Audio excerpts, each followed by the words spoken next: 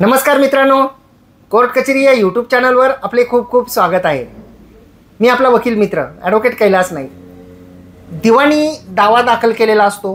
त्या दिवाणी दाव्यामध्ये एक किंवा अनेक प्रतिवादी असतात आणि दिवाणी दावा चालू असताना त्यामधील जो प्रतिवादी आहे, एक असेल तर तो किंवा अनेक असतील तर त्यांच्यापैकी एक हे मयत होतात आणि ते मयत झाल्यानंतर वादी मेहरबान कोर्टाला कळवत नाही किंवा प्रतिवादी जे आहेत उरलेले तेही मेहरबान कोर्टाला कळवत नाहीत।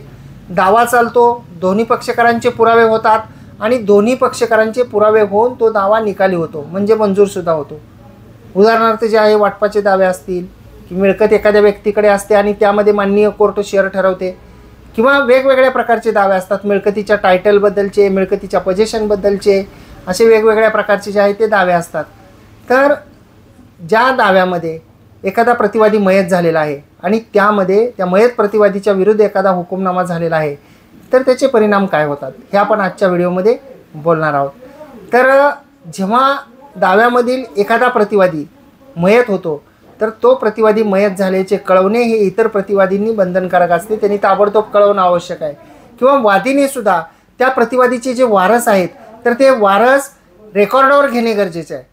जेव्हा दावा वारस रेकॉर्डवर न घेता पुढं असाच चालू राहतो, जेव्हा वादीही प्रतिवादीचे वारस रेकॉर्डवर घेत नाहीत, जेव्हा इतर प्रतिवादीही कळवत नाहीत की एखादा प्रतिवादी मयत झालेला आहे, आणि त्या दाव्यामध्ये जेव्हा हुकुमनामा होतो, निकाल होतो, आणि जर ती डिक्री जी आहे, तो हुकुमनामा जो आहे तो एक्झिक्युटेबल असेल, म्हणजे त्या हुकुमनाम्याची अंमलबजावणी करायची असेल, जसं की वाटपाचे प्रिलिमिनरी डिक्री होते, हिस्से ठरवले जातात आणि त्याच्या आधारे हिस्से जे आहेत ते वेगळे वाटप करून घेतले जातात। शेतजमीन असेल तर दिवाणी प्रक्रिया संहिता कलम 54 प्रमाणे माननीय जिल्हाधिकारी यांचे प्रतिनिधी म्हणून माननीय तहसीलदार साहेब जे आहेत ते हिस्स्याचं वाटप करून देतात।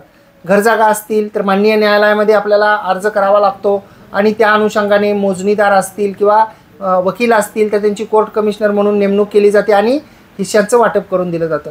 परंतु जेव्हा दावा चालू असताना प्रतिवादी मयत झालेला आहे आणि ते मेहरबान कोर्टाला कोणी कळवलं नाही आणि त्यानंतर जर हुकुमनामा झालेला असेल तर त्या हुकुमनाम्याची अंमलबजावणी करता येत नाही, आणि मयत व्यक्तीच्या विरुद्ध हुकुमनामा झालेला तो असल्यामुळे त्याची अंमलबजावणी करता येणार नाही।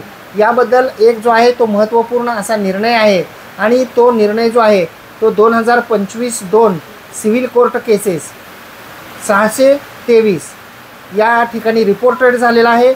तो माननीय मुंबई उच्च न्यायालयाचा न्यायनिर्णय आहे आणि त्याच्यामध्ये असे म्हटलेलं आहे की एक्झिक्युशन म्हणजे अंमलबजावणीचा तो अर्ज होता, x party decree against the dead person, म्हणजे या केसमधला प्रतिवादी हा मयत झालेला होता आणि त्या मयत प्रतिवादीच्या विरुद्ध एकतर्फा हुकुमनामा जो आहे तो त्या वादीने मिळवलेला होता।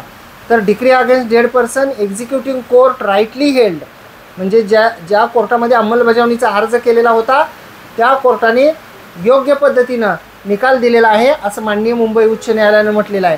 तर काय निकाल दिलेला होता खालील कोर्टाने? Held that decree is not executable as it is obtained against the dead person.